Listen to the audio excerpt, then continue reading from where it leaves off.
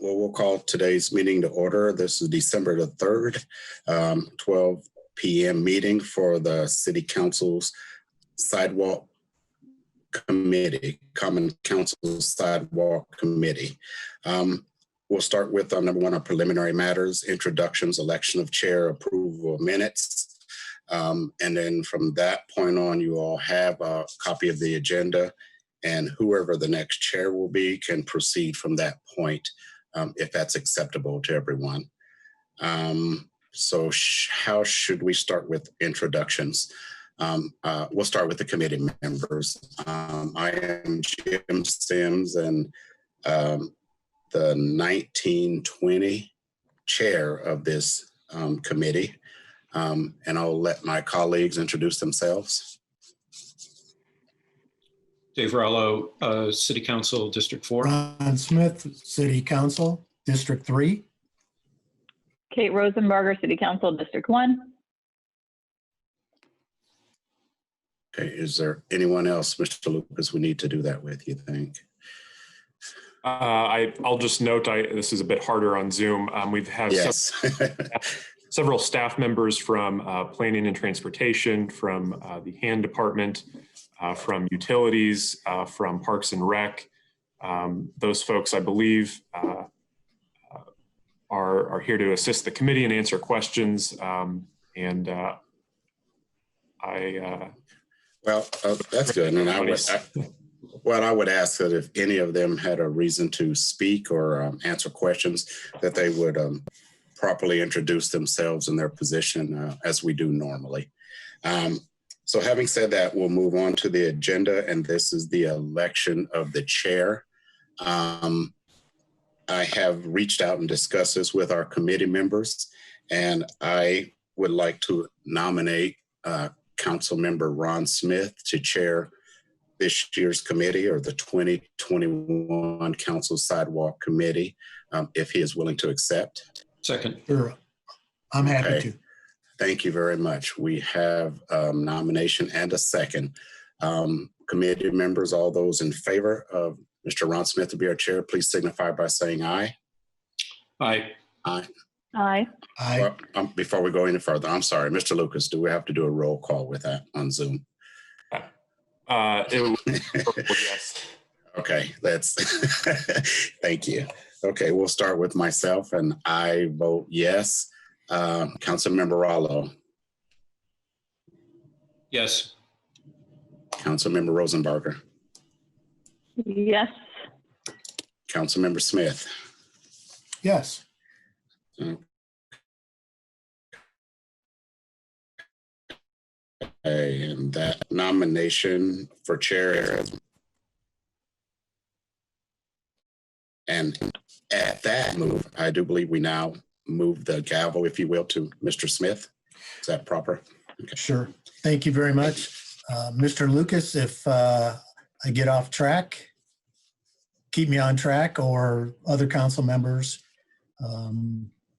It looks to me like the next item on our agenda is approval of minutes. And so do we need someone else to move to approve those minutes, or shall I just do that? Mr. Chair, I move that we approve the minutes for November 12th, 2019, November 18th, 2019, and December 10th of 2019. Second. Thank you. Any issues with the minutes that members want to bring up? Okay. Shall we have a roll call then, Mr. Lucas? Yes, that would be fine. If you're asking me to call the roll, I'm happy to. Or do I call roll? I think you would. I think you would do that. Okay, Mr. Sims. Yes. Mr. Rallo. Yes. Ms. Rosenberger. Sorry. It's okay. Yes. And I vote yes as well. So those minutes are approved. Thank you very much. It looks like next item on our agenda is funding for 2021. Is there city staff that would like to talk about that for us? I'm happy to start, and then if any of the other folks from the various departments want to chime in, they're welcome to. This is really just a reminder to the committee members and staff members that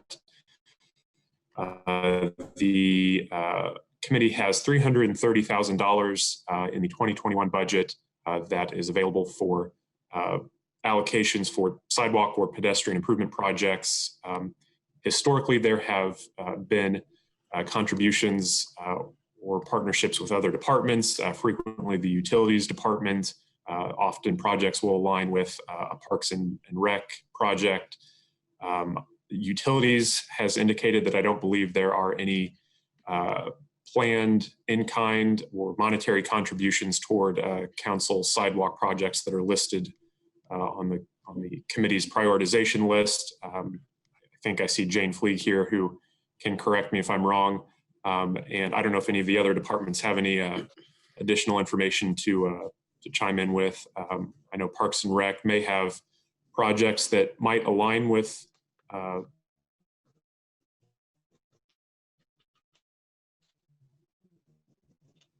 committee. Sure. Thank you, Steve. I am Steve Cotter. I'm the Natural Resources Manager with Bloomington Parks and Rec. And I'm sure everybody's aware of the Switchyard Park trail creation. And we're very interested in safely getting people into and out of the park.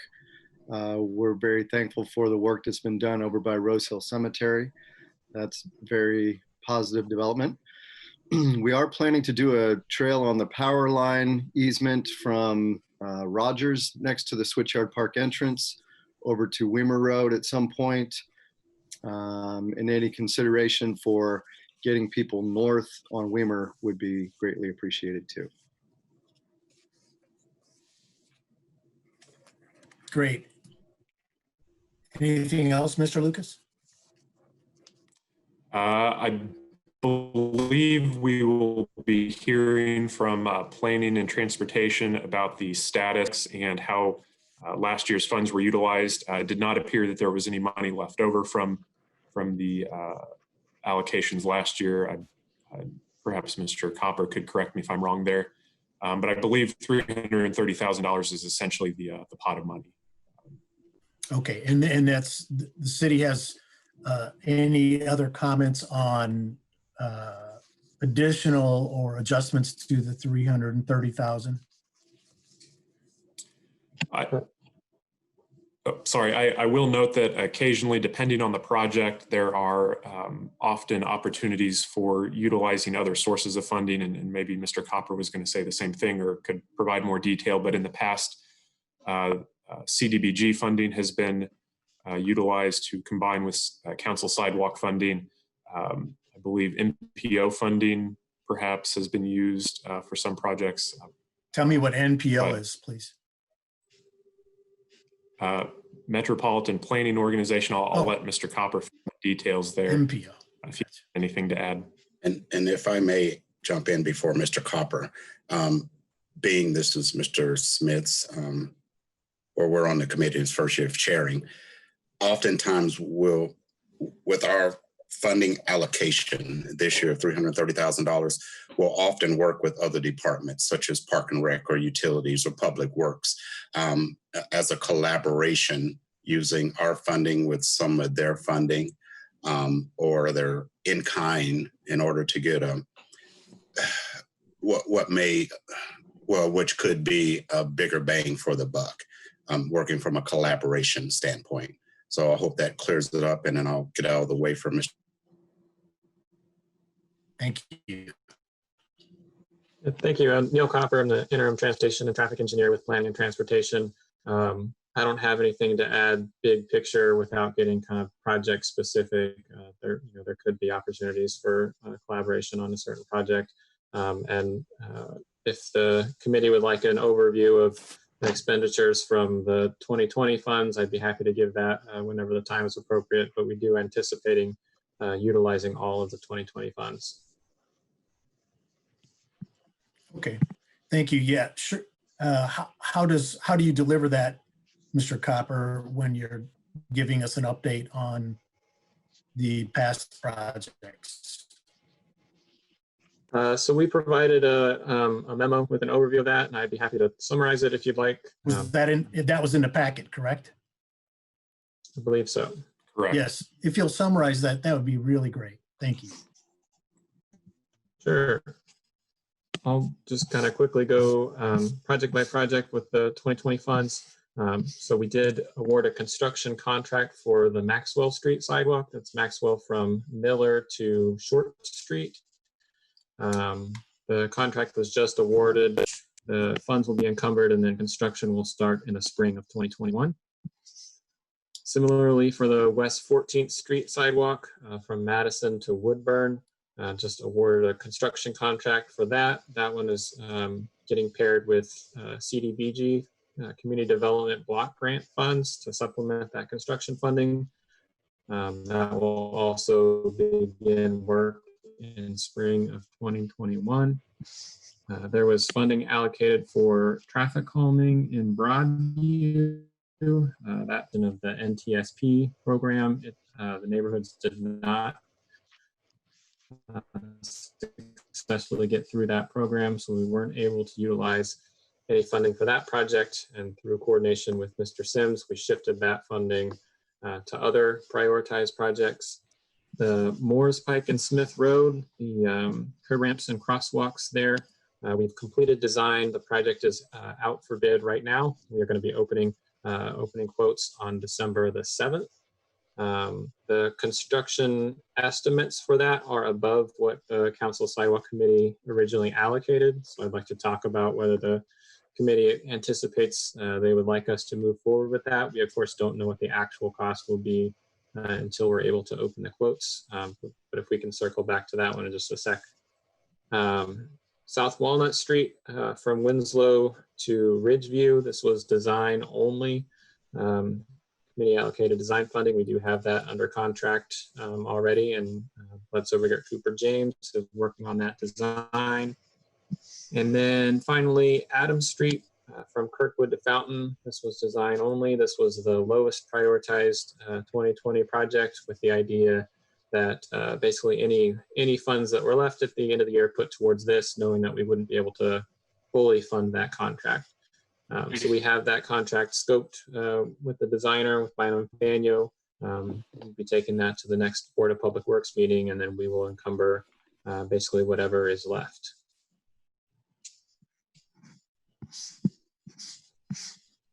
I can go ahead and circle back real quick. Right. I mentioned Please do circle back.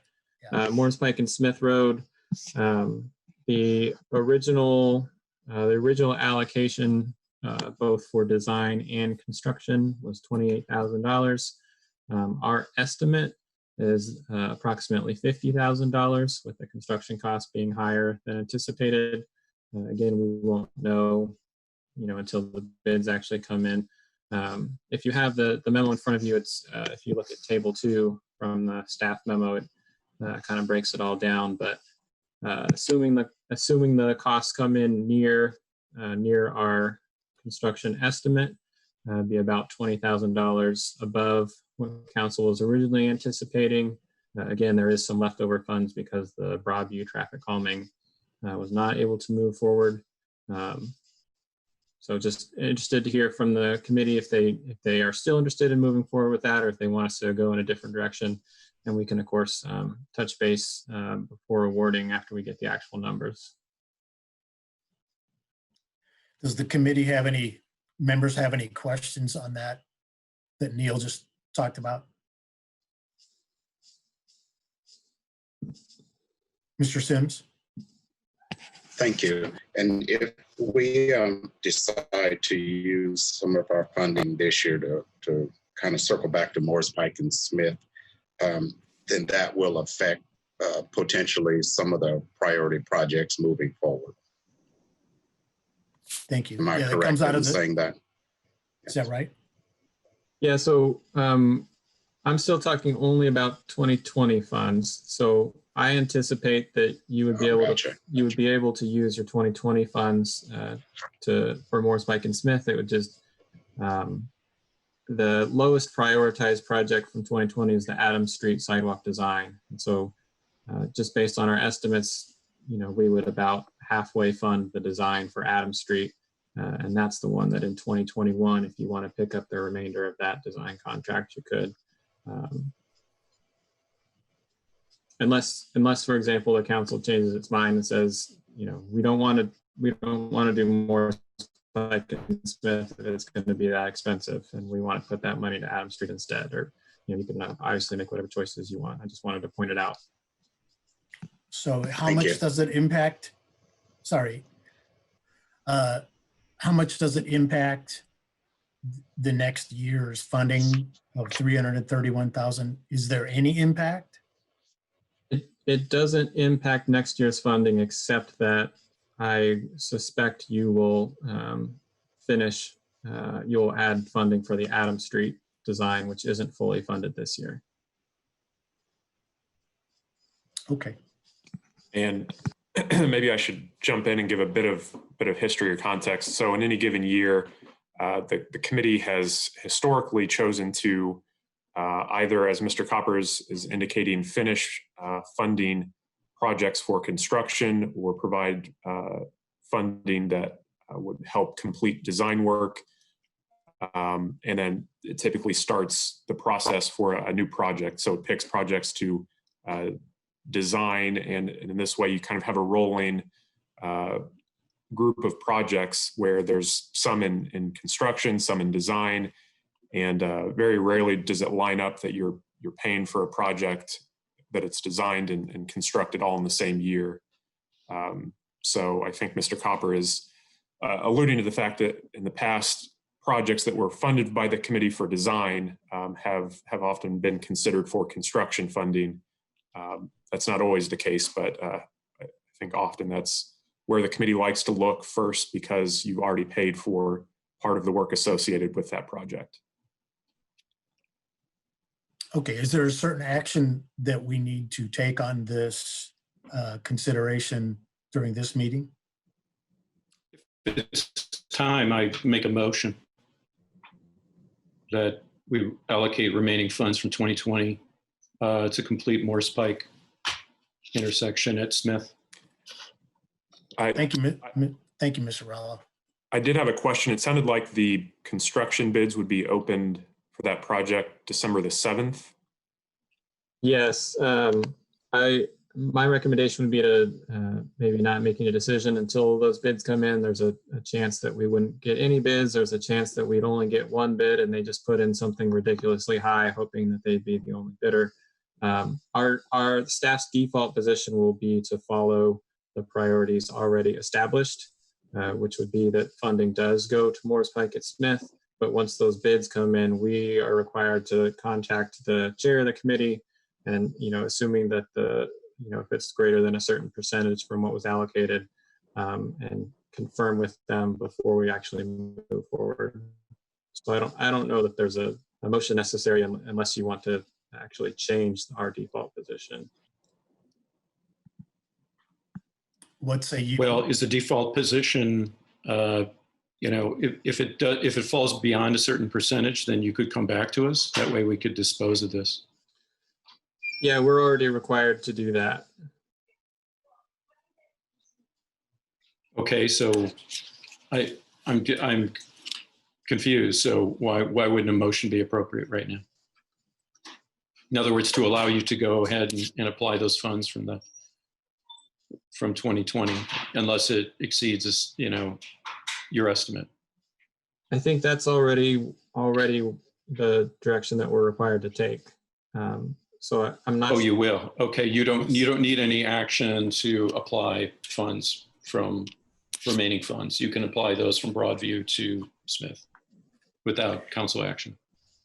Yeah. So Okay. what will happen is once we open the bids, we'll touch base with the chair and say we're changing by this percentage. Do you concur? Okay. Assuming that there is concurrence, then we would move forward based on the priorities that are already outlined. Great, thanks. And understanding that we're probably looking at $22,000 potential difference depending on the construction estimate. So that may have some impact. Impact on the 2021 funds? or how we allocate funding and from a priority standpoint, I think. Right. At this point, it's all kind of speculative because we don't know how the bids will actually come back. But I wanted to bring it up now and make you aware. There's a chance, bids will come in at or below what we're estimating. And this, I'm letting you know what our default direction would be. There's a chance bids would come in really high, and I'll come back and contact Mr. Smith and say, hey, we don't think this is even appropriate. Do you want to instead shift the funds to Adams Street? Do you want to hold on to them? If something like that happens, then we'll have to touch base with you anyway. Okay, thank you.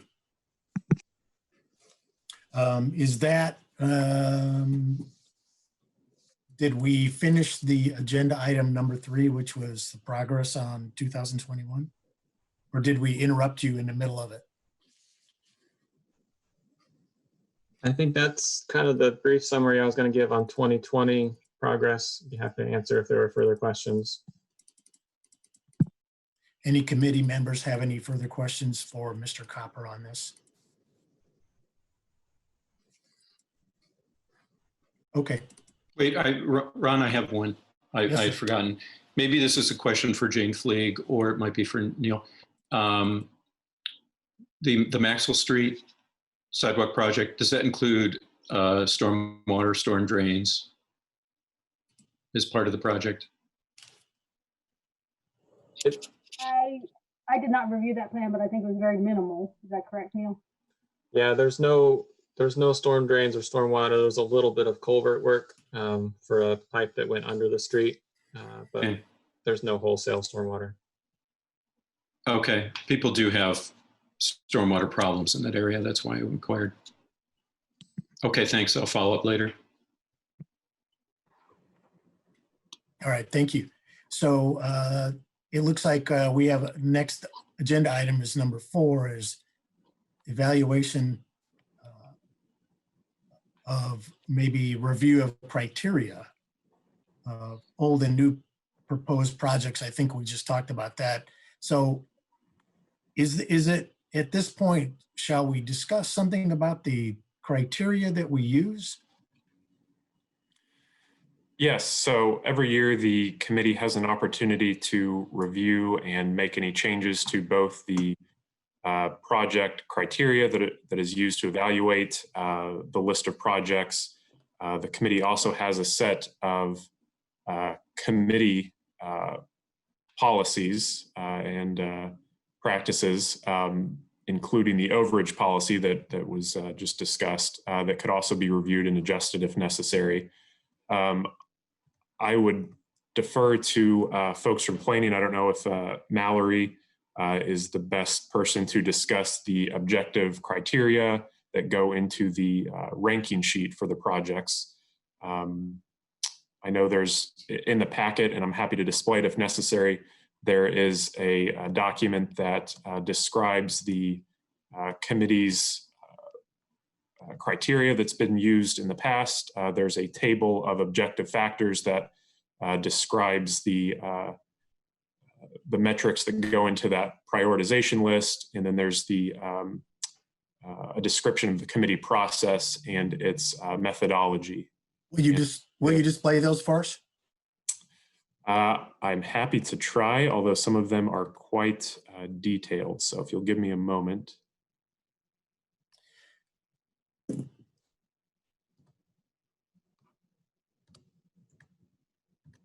It appears that this is certainly the crux of what we're doing.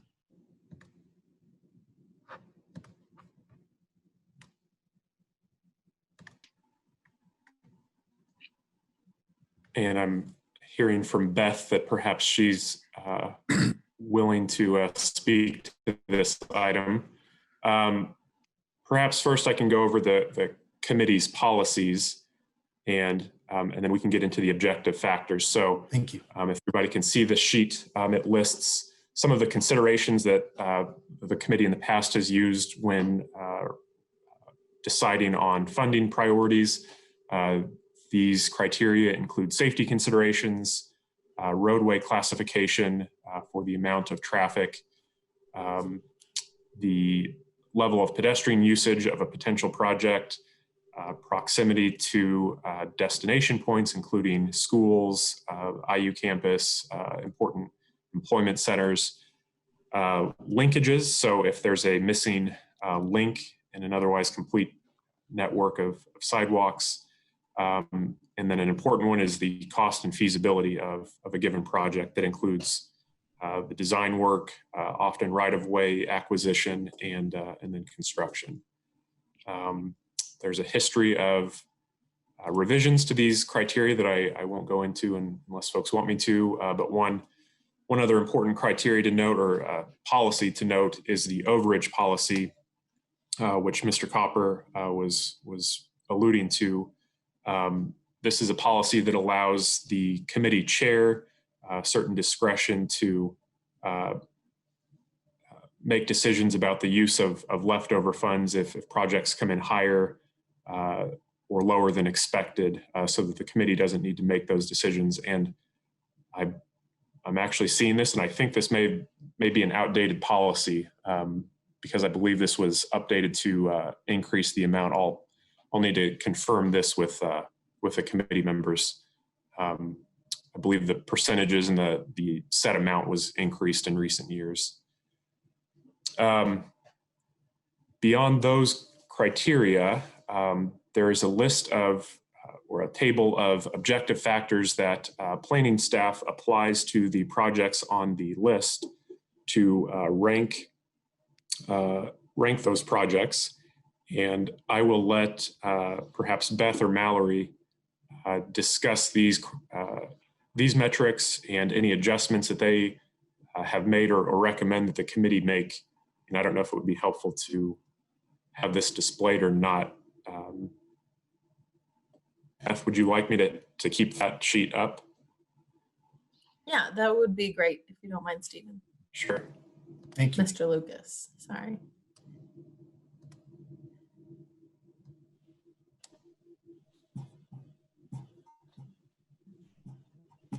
Okay, so I'm Beth Rosenbarger with the Planning and Transportation Department. I'm the Planning Services Manager. Mallory Rickbile is also on this call, and Mallory is the Bicycle and Pedestrian Coordinator. Obviously, we have also other P&T team members here. So this is Mallory's first year at Council Sidewalk Committee, and so I'm going to kind of help with our transition. Basically, we've been using the same criteria, at least, I don't know, since I've been here. So 6 years or so, probably more like 10 years.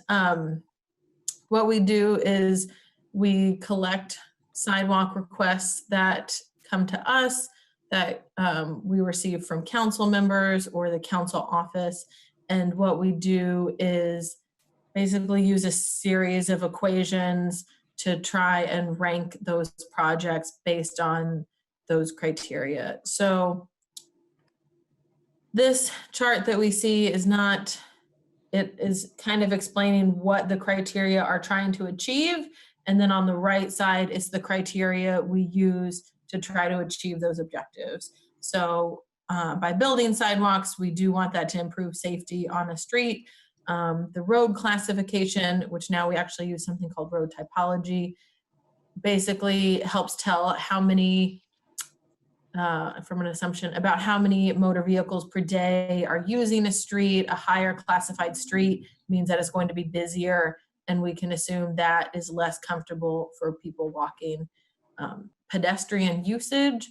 So we want to build sidewalks. Number one, I mean, from a standpoint, I would want sidewalks everywhere, most likely, but because we have limited funding, what we want to do is to build sidewalks in the places where we know they will be used the most. So that's where we want to start with limited investment.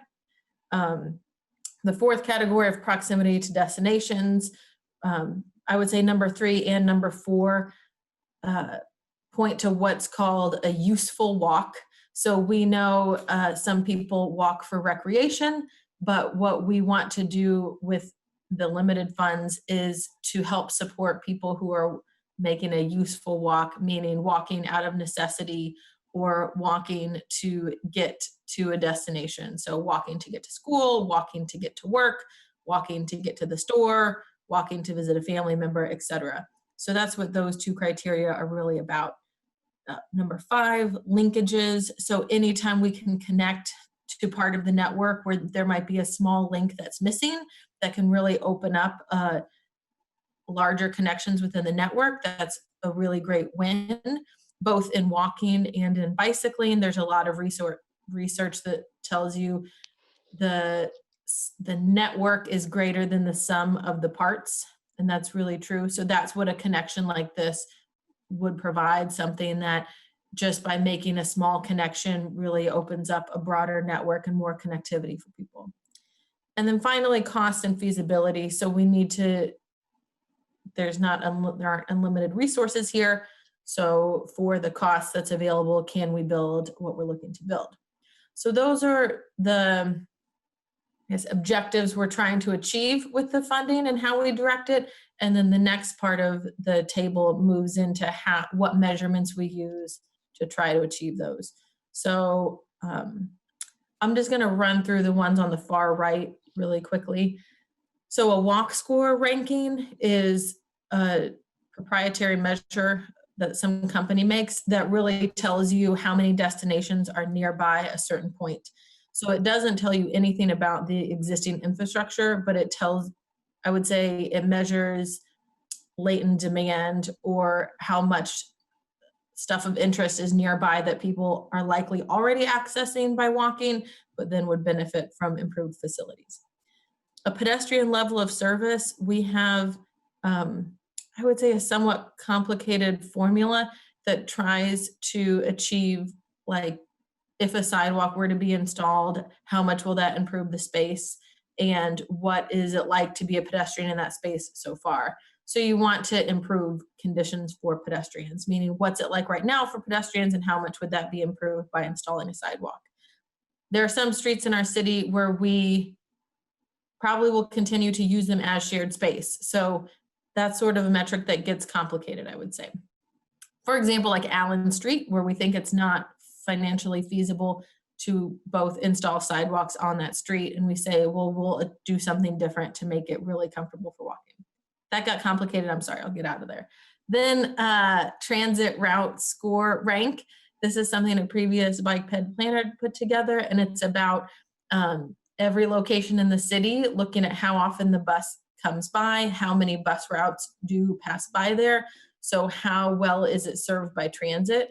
And we know that goes with walking in terms of people who take the bus, walk to access the bus overwhelmingly. So if it has a high transit score, then it fares better because you're probably serving more people by making that investment. Density rank is based on the zoning. And so how dense it could be, not actually how dense it is, because some places, we see a lot of development and redevelopment in our community. So then there's a formula, it combines all of those and ranks the projects according to those criteria. I'll add, just at this point, we're interested in redoing this system. We were not able to do that this year. I think this has been useful, and the planners who put it together put in a lot of work, and it was the best that we could come up with. And now we have actually GIS at the city, and we would like to move to a map-based ranking compared with a table, even though a map can make a table, so it's fine. But anyway, so that's something we're interested in working on, but we weren't able to do this year. Thanks.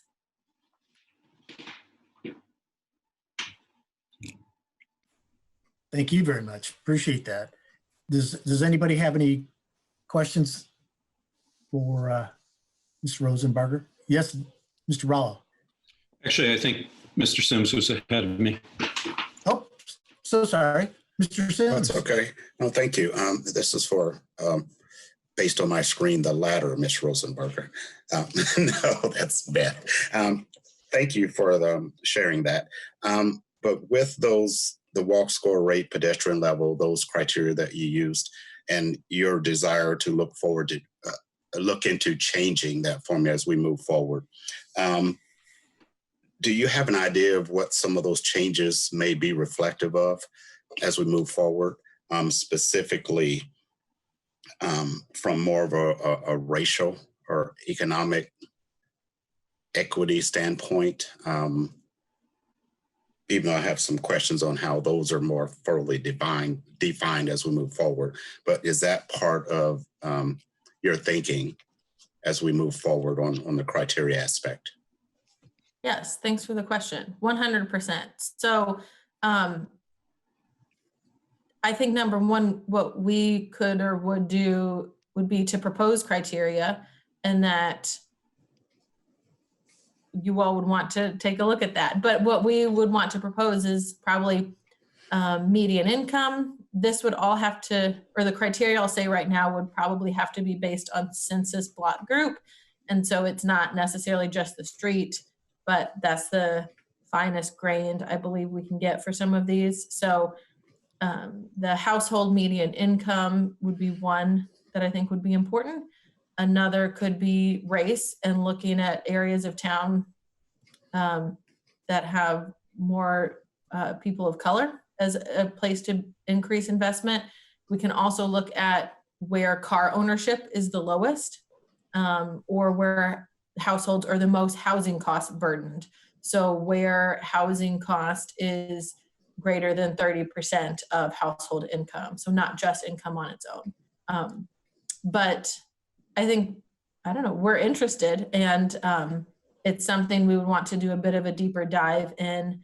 I was looking at our budget goals for next year. One of them was about using the APA equity guide. And I think that would be a good place for us to check out recommendations for how to make transportation investments as well. Okay, thank you. We've had maps, I do believe P&T has used this before, an overall map, and it identified areas with no car or a few cars per household, but use transit or walking. Would you use the same criteria from, say, an economic standpoint or a racial standpoint? And I guess that's where I'm going. It's probably a little easier to say this is an area that household don't have cars. I think it would be a little bit more difficult in Bloomington to identify from a race equity standpoint. Have you given that more thought? For an example, I don't think there's an area where a Black population is more concentrated significantly than others. And I guess that would require a deeper dive, but have you given thought that's a little bit deeper than what we already are aware of? Did that make sense? I'm sorry. I think so. I think is the question, do we think that looking at race will have significant differences across the community? Well, and how will that be defined moving forward?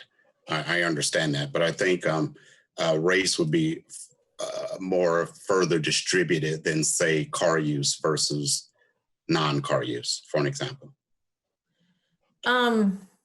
I guess I just don't know the answer yet. I think it's something we would take a look at and be ready to present on. I do know it depends what we would, or what you all would consider significant differences. When we did the comp plan tracking presentation, there are differences in race in census block groups throughout the community that I think are surprising, where, Mallory, can you remind me? I forget, our community is maybe 84% white, and there are areas of town that are 98% white.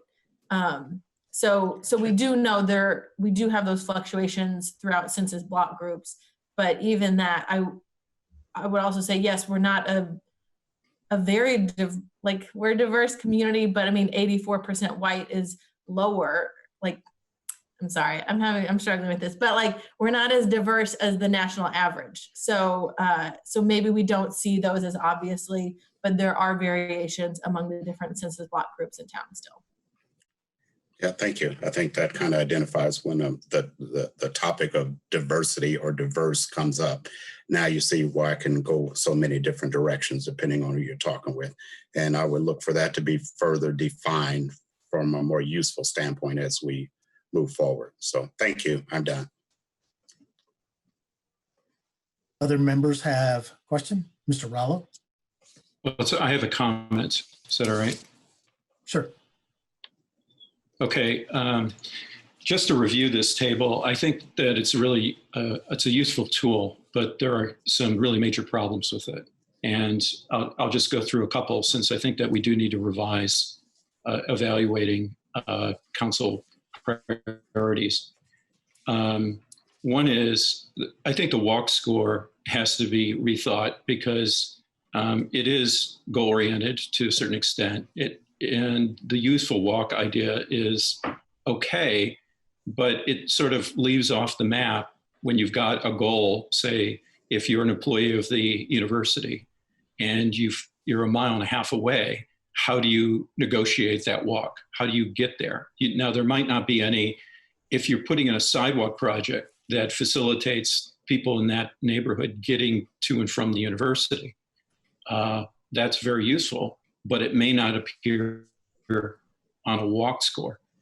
We have to sort of determine where useful sort of pedestrian avenues are for people to walk to certain, whether it's Bloomington Hospital or whether it's, large employers and so forth. I think that's also to say the pedestrian usage of existing usage is often flawed. People are not going to use something if it's dangerous, for instance. You're not going to cross a major, if I were to advocate for pedestrian crossing, and I've had this happen in the past, and someone says, well, no one uses that. Well, it's because it's dangerous. People don't use it. If it were present, people would use it. And I guess the only way to find out is, as council members, to meet with neighborhoods and determine that. This is, I think another point is that as council members, we're in touch with constituents. So we have a sort of on the ground idea of what the need is for particular neighborhoods and can facilitate that. And that obviously doesn't necessarily appear on the table in terms of priority. There's the idea that we should probably, because we want the most bang for our buck, prioritize certain sidewalks if stormwater projects can be wedded with them, because we have stormwater issues in certain neighborhoods. And if we can put a sidewalk in while we're putting the stormwater in, and vice versa, I think that should be prioritized. That should be evident in a table. But my last comment is that it's one of scale. As Beth said, we don't have much money. And there are projects on this list that are just way too big. I mean, we're talking about half-mile projects or projects that are even close to a mile long. That would take us years of sidewalk allocation of our budget, just going to that project. So that clearly has to come from somewhere else, it seems to me. It shouldn't remain on this list. We should take them off the list, and we should go to the administration and say, if these things are priorities, then we need some other funding mechanism for it. And then maybe that's MPO funding, because we've substituted some, we've found what we've had sidewalk projects that would have taken us years, but we got MPO funding for them. So maybe we ought to prioritize those for MPO. So those are my comments. I have more, but I'll leave it at that. Thanks. Thank you, Mr. Rollo. Kate Rosenberger, I can't talk today. Not enough coffee. Please make a comment if you want, or a question. Thanks. I had a question. I'm going to start with just a question. How does the transportation plan play into this criteria? I know we have that list of priority projects. So, right, just how do these sidewalk projects sort of go with that? I can answer that, sure. I would say we have not updated we haven't updated the criteria since the adoption of the transportation plan, if that answers it. And then I would say a challenge of the plan is that we don't have a fine-grained level of pedestrian specific sidewalk analysis. And that's something we would like to update still. So the projects highlighted in the transportation plan, there is a priority bicycle network highlighted, And then there's a map of recommended projects in the back. The recommended projects includes new streets, which overwhelmingly I think it's fine to say the city won't build and will wait for redevelopment to build those new streets. And then the other sort of recommended projects are redesigning several existing streets, and those would update the pedestrian facilities on those streets, but the plan does not include fine-grained sidewalk network recommendations, which is something I think we want to see if we can put together on our own, or if it's something we would request to hire people to put together. Does that answer your question? I'm sorry. It does, but I would like to keep going, if that's okay. Okay, what about Public Works? So Public Works did the sidewalk evaluation, right? About good, fair, I don't know if there's more than 2 types, right? I'm poor, I don't know if that's the same as fair. Where my street has a lot of poor, and like the homeowners have to redo that on their own. But are we using that? This is about new sidewalks, right? So it's different than the existing sidewalks, but did Public Works also then add to the map where we don't have sidewalks? I mean, in the report from Mark Stossberg, we see that map of streets without sidewalks and the streets that have had these projects done from the sidewalk committee.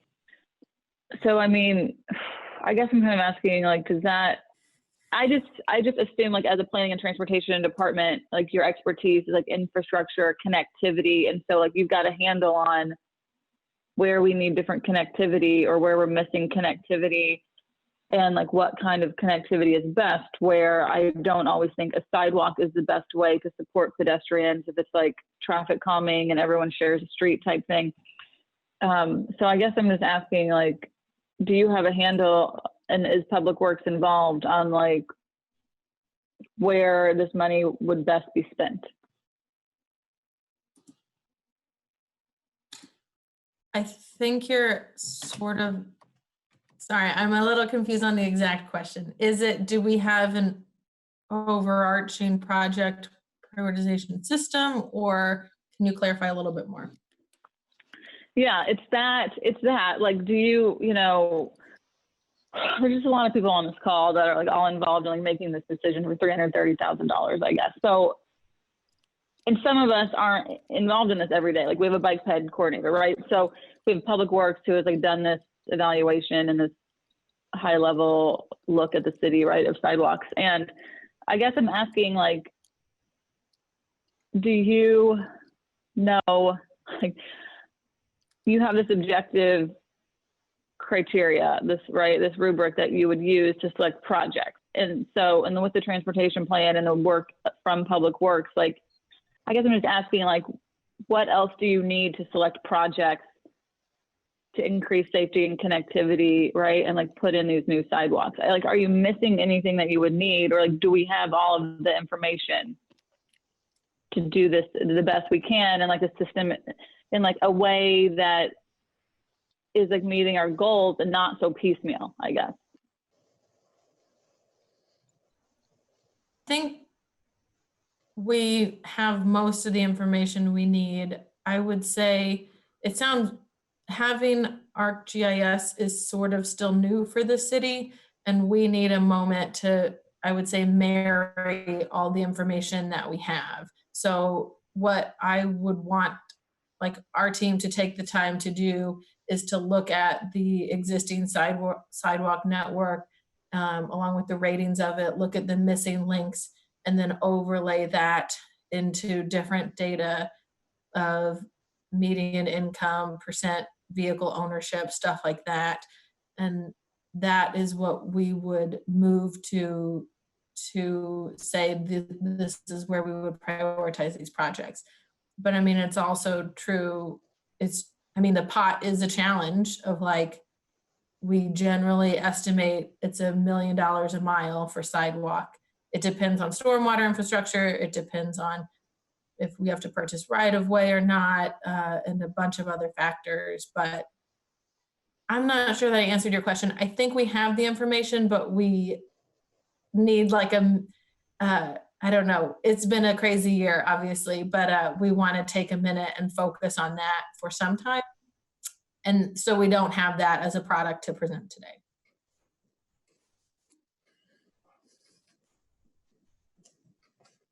Yeah, that is okay with me. Okay. I'm going to butt in here and say, do we have a hard stop at 1 o'clock today? Yeah. Okay.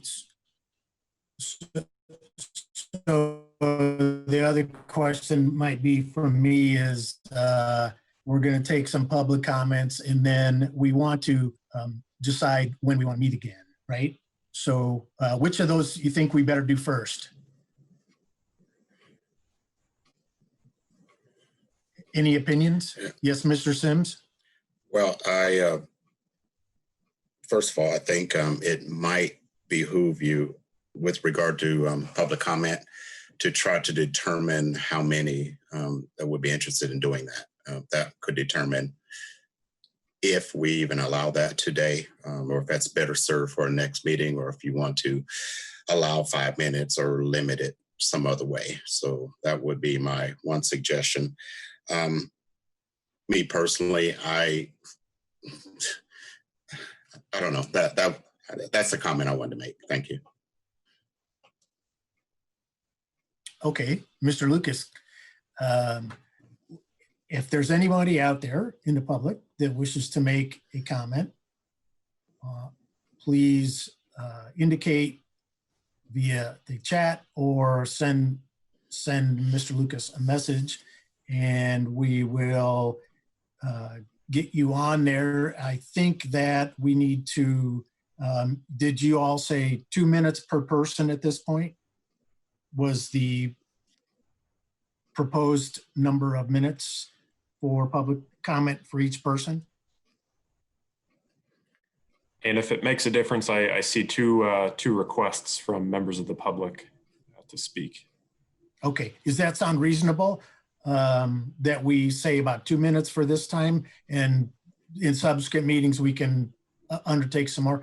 Okay, then if you will, Mr. Lucas, go ahead and let people speak. Sure. First up, Mark Stossberg, and he should be unmuted and ready to comment.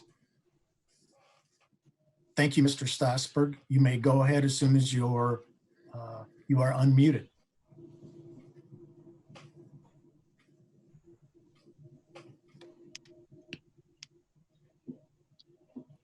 Hello? There you go. Thank you. I'm Mark Stossberg. I undertook an audit of this committee's funding for the past 17 years. If you're not familiar with it, you can find it on the B Square Beacon, search for the Sidewalk Equity Audit. The executive findings did find that there had been equity concerns, particularly with how we fund sidewalks relative to income throughout town. And I would just like to see this committee reckon with that, to put it on the agenda, to think about if we want to do things going forward the same way. There was a particular bias just from using this process as a political appointed committee.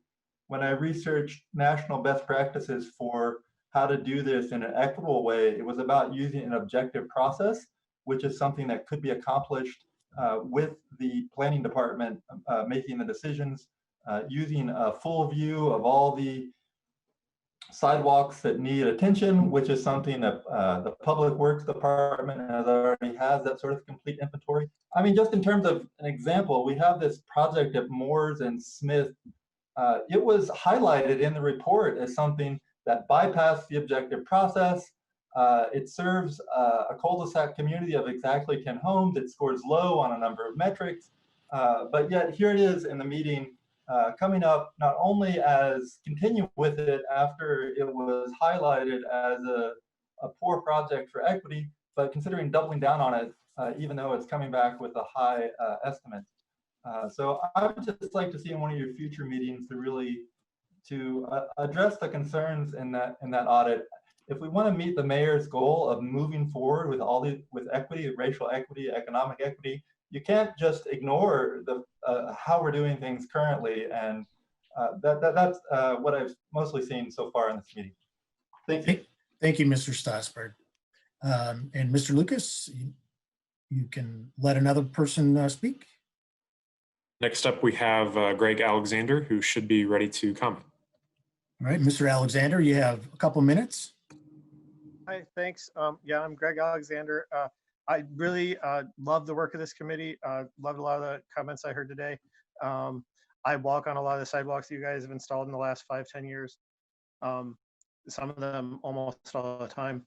And I want to beg you all to consider, instead of merely allocating the small amount of money, but to actually go out and actively find a much larger sum of money, because these gaps are really important. A lot of them are where people do a lot of walking. But then also, it's important to set the tone for staff, because staff, whenever they do any project, whether it's maintenance or a grand new design, something like the Beeline, they know every end of that project is immediately going to go into a sidewalk gap. And if they had the money where they knew sidewalk gaps were being taken care of, they could be a lot more optimistic about the kind of impact that these projects can make. But when they know that no matter how good a job they do within the scope of the project they're doing, it's still going to have sidewalk gaps all over, they just know ahead of time people aren't actually going to walk on this if they have a choice, because it's going to be such an unpleasant experience when they do get to the gap. Thanks for your time. Thank you very much. Mr. Lucas, do we have anyone else that wishes to speak? I don't believe so, no. Okay, let us see if we can, what is generally the next in a schedule? When should we meet again? Well, because we didn't get to the point in the meeting where the committee would identify projects on the list that might be priorities, typically what would happen after this first meeting is that any identified projects, staff would work to get any information together. Often that involves Roy Ayton getting a kind of a very general ballpark estimate for projects that may be considered for funding. Because it doesn't seem like we'll be getting to that today. I don't know that we need to leave. Typically, we need to leave weeks in between the next meeting. I don't think that's the case. I think we could schedule the next meeting as soon as the folks here are able to make time, and that includes the committee members and the staff members. Committee member Rosenbarger did note that there are several staff members here on the meeting today. So.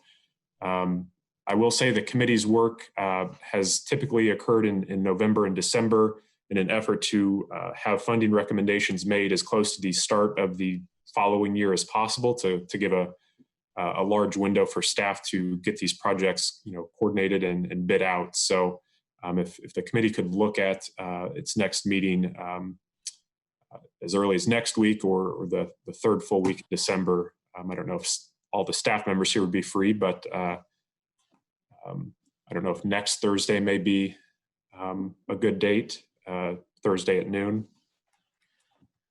Does anybody have any thoughts on that?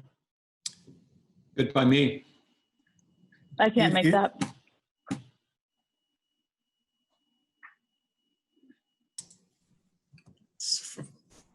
For what it's worth, fine with me.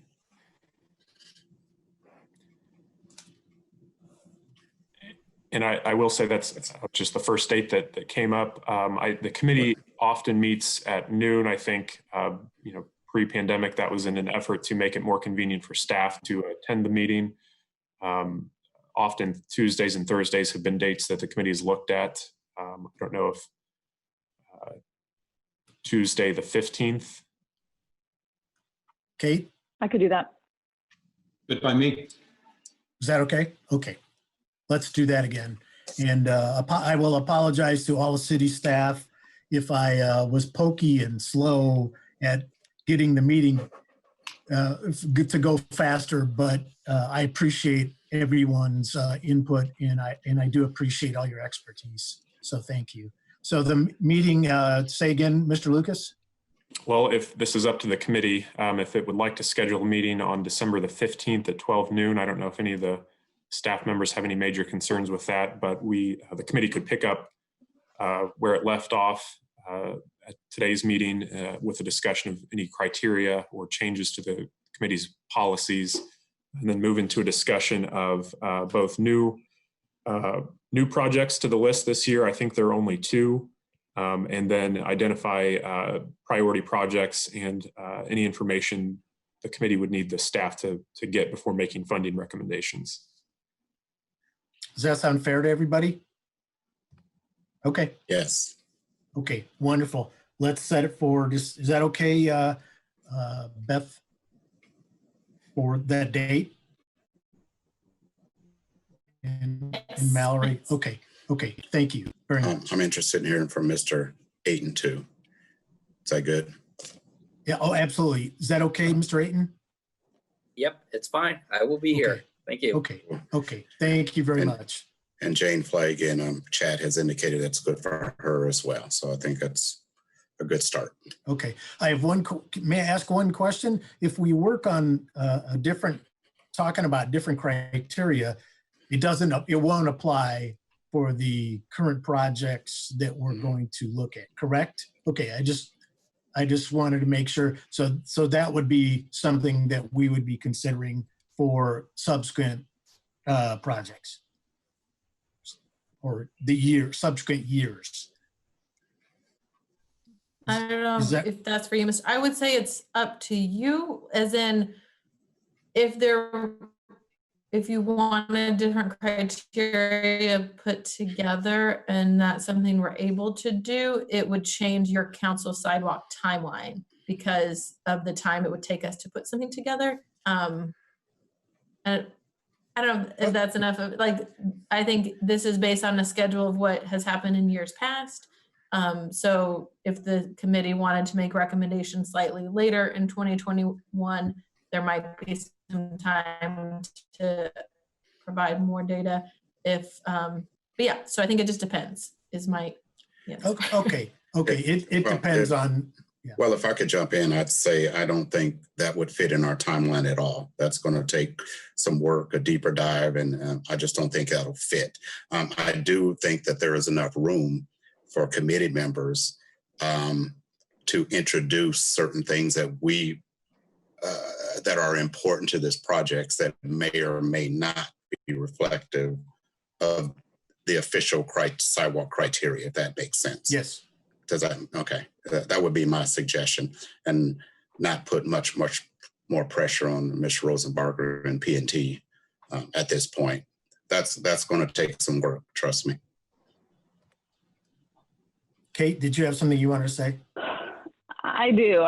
And I just want to apologize in advance if this is a little awkward, but if we're going to be talking about criteria, I mean, from Mr. Stoffberg's report, I would like to talk about like the broader question of the usefulness and the value of this committee in general. I think, it is such a struggle in the city that we don't have a lot of money that gets devoted to sidewalks.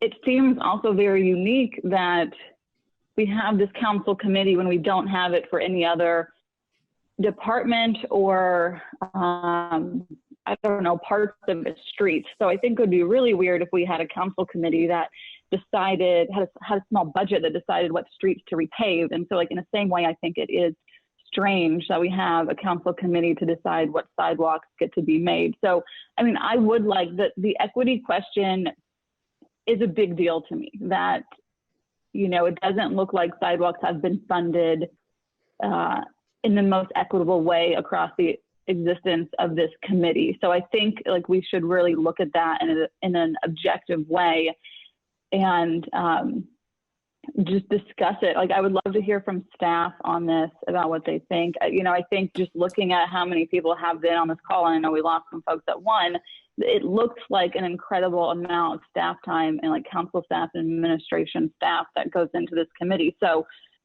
just like in the vein of looking at our commissions and committees and seeing like if we're doing the best work where we should be doing it, I would like us to have that conversation if we can in the next meeting. All right, let's do that. Sounds like a good idea. Thank you. Anything else for the good of the cause from the committee members or Mr. Lucas? Okay. So the next meeting will be December 15th at noon. We'll pick up where we left off and we'll talk about the criteria and some priorities on what we think. And we'll also entertain something about what Kate was talking about. So thank you very much. And we'll see you on the 15th. Thank you.